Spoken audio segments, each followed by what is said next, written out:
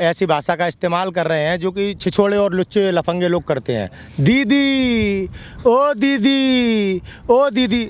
आप दीदी भी कहते हो। गुंडे कौन से गुंडे? आपके ऊपर 28 मुकदमे लगे थे। आप सीएम बन के आपने मुकदमे माफ करा लिए तो आप गुंडे नहीं रहे। अदालत ने तड़ी पार किया। आप किसे गुंडा कह रहे हैं? कौन से टीएमसी के गुंडे? आज हमें अपनी परिस्थितियां देखनी है। हिंदुत्व के नाम पर गुलाम बनाए जा रहे हैं। ऊपर सच बोलने पर अत्याचार किया जा रहा है। चाहे पत्रकार सच बोले, पत्रकार जेल में। आम नागरिक सच बोले, आम नागरिक जेल में। इनके खिलाफ जो आवाज उठाए या तो वो मार दिया जाएगा या उसको जेल में डाल दिया जाएगा। कि क्लीन स्वीप ऑपरेशन, किसान आतंकवादी है क्या? ये अधिकार हमारा। हमने आंदोलन करके अंग्रेजों से आंदोलन किया था। अंग्रेजों से नहीं डरे थे हम। नरेंद्र मोदी समझ रहे हैं शायद हम संघियों से डर जाएंगे। मोदी जी को ये साफ बता देना चाहते हैं, चाहे गोली चलाओ, चाहे तोप चलाओ, चाहे हमारे ऊपर रफेल गिरा दो, हम यहाँ से उठ के नहीं जाएंगे। हम अपने हक की लड़ाई के लिए बैठे हैं। हम अपना हक लेके जाएंगे। पश्चिम बंगाल में जिस तरीके से अभद्रता का इस्तेमाल हो रहा है भाषा को लेकर के, अब ममता बनर्जी ने कहा है कि प्रधानमंत्री अगर गलत साबित हुए तो क्या वो मुझसे माफ़ी मांगेंगे? क्या वो कान पकड़कर माफ़ी मांगेंगे? क्या एक मुख्यमंत्री को ऐसी भाषा बोलनी चाहिए? उससे पहले प्रधानमंत्री को सोचना चाहिए कि किस प्रकार से ऐसी भाषा का इस्तेमाल कर रहे हैं जो कि छिछोड़े और लुच्चे लफंगे लोग करते हैं। दीदी, ओ दीदी, ओ दीदी। किस प्रकार का प्रधानमंत्री ने ये क्या प्रचार है? आप एक सन्यासी औरत से जो धर्म से और जाति से ब्राह्मण है, हिंदू है, आप उसके साथ इस प्रकार का, आप ममता बनर्जी के चरित्र को देखिए। और प्रधानमंत्री मोदी जी का चरित्र है ऐसा ही है। वो भारत रत्न आदरणीय स्वर्गवासी श्री राजीव गांधी जी की पत्नी सोनिया गांधी जी को कांग्रेस की विधवा कहते हैं। आपके पार्टी में अभी शामिल हुए हैं शुभेंदु अधिकारी, जो कल तक उन्हें दीदी दीदी कहते थे, उन्हें बेगम कहते हैं। तो मुझे सही लगता है कि ममता बनर्जी ने सही कहा है और प्रधानमंत्री को भारत की सभ्यता और संस्कृति के तहत माफ़ी मांगनी चाहिए ममता बनर्जी से। चुनाव एक अलग चीज़ है। प्रधानमंत्री का पद और मुख्यमंत्री का पद इसमें बीच में नहीं आता। इसमें आता है एक महिला के प्रति किस तरीके से देश के प्रधानमंत्री को बात करनी चाहिए। अच्छा, आप जब ये कहते हैं तो दूसरी तरफ आपको ये भी तो याद रखना चाहिए ना कि ममता बनर्जी उनको चड्डा, नड्डा, फड्डा कहती हैं। क्या उनको ऐसी भाषा बोलनी चाहिए? ममता बनर्जी का कभी भी चरित्र ऐसा नहीं रहा, लेकिन जब उनके मान सम्मान को ठेस पहुंचाई जाएगी तो उन्हें क्या करना पड़ेगा।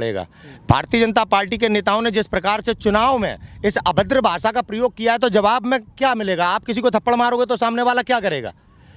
एक मार दोगे, दो मार दोगे, तीन मार दोगे। भारतीय जनता पार्टी के नेताओं को तमीज ही नहीं है महिलाओं से बात करने का। तो दीदी को तो बेबस होना पड़ा ऐसे लोगों को जवाब देने के लिए जो लोग आज देश के सम्मानित पदों पर बैठे हैं और किस प्रकार की भाषा शैली का इस्तेमाल कर रहे हैं। आदित्यनाथ योगी कहते हैं ममता दीदी के गुंडे। आप दीदी भी कहते हो। गुंडे कौन से गुंडे? आपके ऊपर 28 मुकदमे लगे थे। आप सीएम बन के आपने मुकदमे माफ करा लिए तो आप गुंडे नहीं रहे। अमित शाह तड़ी पार हैं। उनको अदालत ने तड़ी पार किया। आप किसे गुंडा कह रहे हैं? कौन से टीएमसी के गुंडे? प्रधानमंत्री मोदी जी के ऊपर गोधरा कांड का केस लगा हुआ था। प्रधानमंत्री केयर फंड में भ्रष्टाचार किया प्रधानमंत्री मोदी ने। बालाकोट की झूठी स्ट्राइक करके देश को गुमराह किया। गुंडा कौन है? झूठा कौन है? ममता बनर्जी को इस प्रकार से टारगेट किया जा रहा है केवल वोट बैंक की राजनीति के लिए। ममता बनर्जी एक सन्यासी लेडी है, ब्राह्मण है और उनका चरित्र ऐसा नहीं है जैसा चरित्र इन लोगों का है। ममता बनर्जी ने संघर्ष करके लोगों के बीच में जाके, उनके साथ क्या क्या हुआ जब सीपीएम की सत्ता थी, जब वो संघर्ष कर रही थी, चांद तक फट गई और मरने से बची। आप बताइए भारतीय जनता पार्टी के किस नेता ने ऐसा संघर्ष किया है? ये लोग किस प्रकार से धर्म के नाम पर गुंडागर्दी कर रहे हैं। आज लोकतंत्र की हत्या हो गई। आज हमारे देश में जीडीपी, जितनी जो देश की जीडीपी है, अर्थव्यवस्था है, उससे ज़्यादा देश पर कर्जा हो गया। कर्जदार देश गुलाम होता है, ये बात याद रखना। आज हमें अपनी परिस्थितियां देखनी है। हिंदुत्व के नाम पर गुलाम बनाए जा रहे हैं हम। अच्छा, एक बात हम आपसे जानना चाहते हैं। आप इतने दिन से आंदोलन में हैं, चुनावी आंदोलन में हैं, तो मुझे आप बताइए, जो बीजेपी कह रही है कि हम 200 से ज़्यादा सीटें जीतेंगे, तो आप ही से जानना चाहते हैं ये इनको इतना भरोसा आता कहाँ से है? इतना कॉन्फिडेंस लेवल कहाँ से आता है कि प्रधानमंत्री कहते हैं 200 प्लस? अबे यार, एक तड़ी पार है, दूसरा जुमलेबाज है। जो देश का प्रधानमंत्री है वो जुमलेबाज है और गृह मंत्री है वो तड़ी पार है। जुमलेबाज हैं जो हमारे देश के प्रधानमंत्री आदरणीय मोदी जी ने कब सच बोला है हमारे देश में? हमारे देश में इन्होंने सच कब बोला है प्रधानमंत्री मोदी जी ने? स्मार्ट सिटियाँ जाने क्या क्या सपने दिखा दिए नौजवानों को। आज तक कुछ सच निकला प्रधानमंत्री मोदी जी का? दिल्ली में पूर्ण बहुमत की सरकार बना रहे थे अमित शाह ने, देश के गृह मंत्री ने पर्चे बांटे थे और इनके नेता कह रहे थे 11 फरवरी को हम सरकार बनाएंगे और सरकारी ज़मीनों पे जितनी मस्जिदें हैं सबको तोड़ देंगे, सबको तोड़ देंगे। क्या हुआ दिल्ली में? क्या हुआ था मध्य प्रदेश में? 2/3 बहुमत से सरकार बना रहे थे। राजस्थान में 2/3 बहुमत से सरकार बना रहे थे। हरियाणा में 2/3 बहुमत से सरकार बना रहे थे। देश के वोटर को गुमराह करके, उसका मनोबल तोड़ के, गुंडागर्दी की दम पर, अपनी ताकत के बल पे चुनाव जीतने का ये एक जुमला है कि 200 पार, 3 सीटें थी। चुनाव लड़ने के लिए प्रत्याशी नहीं, पोलिंग बूथ पे इनके पास एजेंट नहीं, जो बिहार से बुलाने पड़ रहे हैं, उत्तर प्रदेश से बुलाने पड़ रहे हैं। कहाँ से आप 200 पार करेंगे? प्रधानमंत्री के, भाजपा के टिकट आप कांग्रेसियों को दे रहे हैं। आपके पास प्रत्याशी नहीं है बंगाल में, चुनाव कहाँ से जीतेंगे? ये एक गुमराह करने वाली बात है। आज देश बचाने की बात है। बंगाल का वोटर एकजुट है, ममता दीदी के साथ है। परिणाम 2 मई को देख लेना आप, कितने पार हैं, जे देख लेना आप। ममता अगर ना जीती तब क्या होगा? ममता ना जीती तो क्या होगा? कुछ नहीं होगा। हम अपना पूरा प्रयास कर रहे हैं कि हम किसी प्रकार से इस सरकार की नीतियों के खिलाफ जो लड़ाई लड़ रहे हैं उसमें हम कामयाबी प्राप्त करें। हमारी लड़ाई है भारत की सरकार से, केंद्र सरकार से, जो भारतीय जनता पार्टी की सरकार है। सीधी बात है। अच्छा, स्मृति ईरानी ने एक बड़ा बयान दिया है। कल वो पश्चिम बंगाल के अंदर चुनाव प्रचार कर रही थी। वो अलग बात है कि माहौल क्या है, लेकिन वो प्रचार कर रही हैं। प्रचार करते वक्त उन्होंने कहा है कि ममता बनर्जी पीएम मोदी को गाली देती हैं। उन्होंने कहा कि प्रधानमंत्री हैं वो तमीज के साथ, बेहद ही शरीफियत के साथ वो दीदी कहते हैं। ममता बनर्जी पीएम को गाली देती है। आपने सुना पीएम मोदी को उन्होंने गाली दिया? वो पता नहीं, वही तो कह रहे हैं, जुमलेबाज लोग हैं। प्रधानमंत्री मोदी जी के विषय में कपिल मिश्रा ने दिल्ली की विधानसभा में आपको बताया होगा कि किस प्रकार से महिलाओं का शोषण प्रधानमंत्री के द्वारा किया जाता है। आज वो कपिल मिश्रा आम आदमी पार्टी से भारतीय जनता पार्टी में चले गए। जो देश के बलात्कारी, गुंडे, अपराधी जितने आपको भारतीय जनता पार्टी में मिलेंगे, और ये राष्ट्रवादी हैं। क्यों? क्योंकि ये धर्म के नाम पे जय श्री राम करते हैं देश की जनता को और देश के हिंदुओं को गुमराह करने के लिए, बेवकूफ़ बनाने के लिए। महिलाओं का सम्मान भाजपा करती ही नहीं।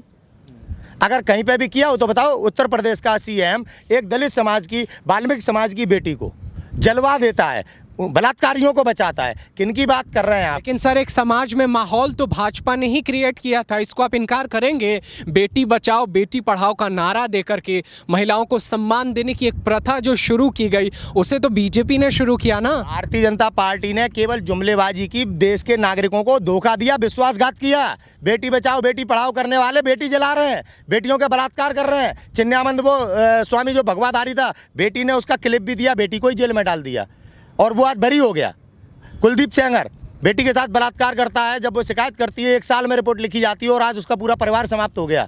समझना पड़ेगा आपको, बेटी बचाओ बेटी पढ़ाओ क्या है। स्मार्ट सिटियां कहाँ हैं? आज जो नौजवानों को 2 करोड़ रोजगार दे रहे थे आपके पीएम साहब, आज वो पीएम साहब उन्हें टुकड़े टुकड़े गैंग कह के लठ पड़वाते हैं उन पर। यह है भारतीय जनता पार्टी का चरित्र। आई समझ में? जब बोलते हैं, इन्होंने जो 2014 में बोला, देश की जनता ने पीएम मोदी जी पे विश्वास किया। परिणाम क्या मिला? आज पीएम मोदी जी हर विश्वास करने वाले के साथ किस प्रकार से अत्याचार कर रहे हैं, आप लोगों को समझना पड़ेगा। अब अत्याचार करने का नया तरीका निकाल, कहते नहीं है आपदा में अफसर की ढूंढ करते हैं, अब उनने अफसर बना लिया है। लॉकडाउन लग रहा है, आपको पता होगा, नाइट का लॉकडाउन। नाइट में कौन बाहर जाता है? नाइट में लॉकडाउन लगा। अच्छा सर, एक घटना हुआ था कूच विहार में, आपको पता होगा। सीआईएसएफ के जवानों की गोली से 4 लड़कों की मौत हुई थी। 18 से 24 साल के बीच के लड़के थे। लेकिन इस पर बीजेपी का जो जवाब आता है, उस पर हम आपका रिएक्शन चाहेंगे। बीजेपी के राष्ट्रीय वहाँ के अध्यक्ष हैं जो दिलीप घोष हैं, जो बीजेपी पश्चिम बंगाल के अध्यक्ष हैं, उन्होंने कहा कि ये तो 4 मरे हैं, अगर इन्होंने ऐसे किया तो 8 मारेंगे सीआईएसएफ से कहलवा कर। क्या ऐसा बयान देना चाहिए? क्यों इनको कॉन्फिडेंस है कि सीआईएसएफ गोली मार देगी? सीआईएसएफ गोली मार देगी नहीं, गोली मार रही है। गोली मार रही है, बंगाल के चुनाव में गोली मारी है। ये आज हमें देश के जनता को तय करना पड़ेगा कि ये आज हमारा ही शासन प्रशासन है या हम अंग्रेजों के शासन में चल रहे हैं। जलियांवाला बाग जैसे कांड जैसे माहौल हालात बनाने का प्रयास किया गया था 26 जनवरी को किसानों के साथ, चूक गए तो 28 को करने का प्रयास किया। आज हमारा देश किन परिस्थितियों में, ये देश को तय करना पड़ेगा। आज हम आज़ाद भारत के नागरिक हैं या आज हम आरएसएस के गुलाम देश के नागरिक हैं, और आज हमारे ऊपर सच बोलने पर अत्याचार किया जा रहा है। चाहे पत्रकार सच बोले, पत्रकार जेल में, आम नागरिक सच बोले, आम नागरिक जेल में। इनके खिलाफ जो आवाज़ उठाए या तो वो मार दिया जाएगा या उसको जेल में डाल दिया जाएगा। इस प्रकार का देश में शासन हो रहा है। आप किसानों को भी कुचलने का प्रयास कर रहे हैं। किसानों को अल्टीमेटम दे दिया आपने कि क्लीन स्वीप ऑपरेशन। किसान आतंकवादी है क्या? ये अधिकार हमारा, हमने आंदोलन करके अंग्रेजों से आंदोलन किया था, अंग्रेजों से नहीं डरे थे हम। नरेंद्र मोदी समझ रहे हैं शायद हम संघियों से डर जाएंगे। बलिदान देने वाला देश है ये। ये देश गोलियों और तोपों के सामने तलवारों से लड़ने वाला देश है। ये मोदी को इतिहास पढ़े लेना चाहिए। आज देश में जो सत्ता में बैठकर ये अहंकारी हो गए, इन्हें ये सोचना चाहिए हमारे ही भाई सेना में इस देश की रक्षा कर रहे हैं और हम देश के किसान अपने भारत के लोकतंत्र और संविधान की रक्षा कर रहे हैं। देश के नागरिक को भूख से ना मरने दिया जाए, ना मरे, देश का गरीब भूख से ना मरे, वो लड़ाई लड़ रहे हैं हम। वो बात अलग है कि आज हमारे आसपास की बिल्डिंगों में बैठे रईस ज़्यादा आज अपने घरों में बैठ के तमाशा देख रहे हैं, लेकिन आज अगर ये किसान कुचल दिया गया तो इन्हीं के बच्चे भूख से तड़प तड़प के इनके आंखों के सामने मरेंगे और अगर इनने आवाज़ उठाई तो ये भी हमारी तरह कुचले जाएंगे जैसे हम कुचले जा रहे हैं। लेकिन मोदी जी को ये साफ बता देना चाहते हैं, चाहे गोली चलाओ, चाहे तोप चलाओ, चाहे हमारे ऊपर रफेल गिरा दो, हम यहाँ से उठ के नहीं जाएंगे। हम अपने हक की लड़ाई के लिए बैठे हैं, हम अपना हक लेके जाएंगे। हाईवे को कब्जा करके आय के लिए हम बैठे हैं। हमारा मूल्य निर्धारित किया जाए, आप सुनने को तैयार नहीं। क्या सुने, हाईवे को कब्जा करके आप लोगों ने इस तरीके से परेशानी क्रिएट की है आम जनता के साथ, और आप सोचते हैं कि सरकार बात मान जाए। आप हाईवे का बहाना लेके इस प्रकार की बात कर रहे हैं। देश की रेलवे जिसमें डेली 4 करोड़ लोग यातायात करते हैं, वो देश की रीढ़ की हड्डी है, वो प्रधानमंत्री प्राइवेटीकरण के नाम पे बंद करे पड़ा है। उसका नुकसान नहीं हो रहा, इस हाईवे से किसी को नुकसान नहीं हो रहा। इस हाईवे से जाती है देश की जनता और देश की जनता की लड़ रहे हैं लड़ाई। केवल परेशानी है भाजपा को, आई समझ में। यहाँ आंदोलन में बैठते हैं आसपास के सभी गरीबों को, यहाँ पे आज खाने को रोटी मिल रही है, आप कह रहे हैं लोगों को परेशानी हो रही है। जरा गरीबों से जाके मिलो, इस क्षेत्र के आसपास के गरीबों के पास जाके बैठो, पता लगेगा आपको कि परेशानी है या यहाँ के लोगों को आज कितना, गरीबों को जो बेचारे त्राई माह में जिनके बच्चे भूख से तड़प रहे थे, आज उनको कितना सहारा मिला है। केवल इस देश में अगर परेशानी है तो भारतीय जनता पार्टी को है, क्योंकि उनके काले कारनामे आज देश के सामने आ चुके हैं किसान आंदोलन के कारण। बहुत बहुत शुक्रिया हमसे सर बात करने के लिए। तो ये थे नितिन सेंगर, जिन्होंने देश के उन तमाम मुद्दों पर अपनी बातें रखी जो इस वक्त देश में चल रही हैं। साथ ही इन्होंने उन तमाम बातों को भी जिक्र किया जो इस वक्त देश के लिए हकीकत है और उनका होना भी ज़रूरी है। जैसे यहाँ अगर किसान बैठे हुए हैं तो यहाँ इन्होंने गरीब के बच्चों की पेट भी भरी है, और हमने बहुत सारे बच्चों से बात भी किया है। उनका भी मानना है कि उनके पेट की जो भूख है वो किसान एक हद तक ख़त्म करते हैं। तो ऐसे में सवाल ये है कि जो भूख मिटाता है उसकी परेशानियों को आखिर मिटाएगा कौन? आखिर देश के अन्नदाता के बारे में कौन सोचेगा? इस पर आपकी क्या राय है, आप हमें कमेंट करके ज़रूर बताइएगा। लेकिन देश और दुनिया की बाकी खबरों को देखने के लिए आप बने रहिए DH4 न्यूज़ के साथ। धन्यवाद।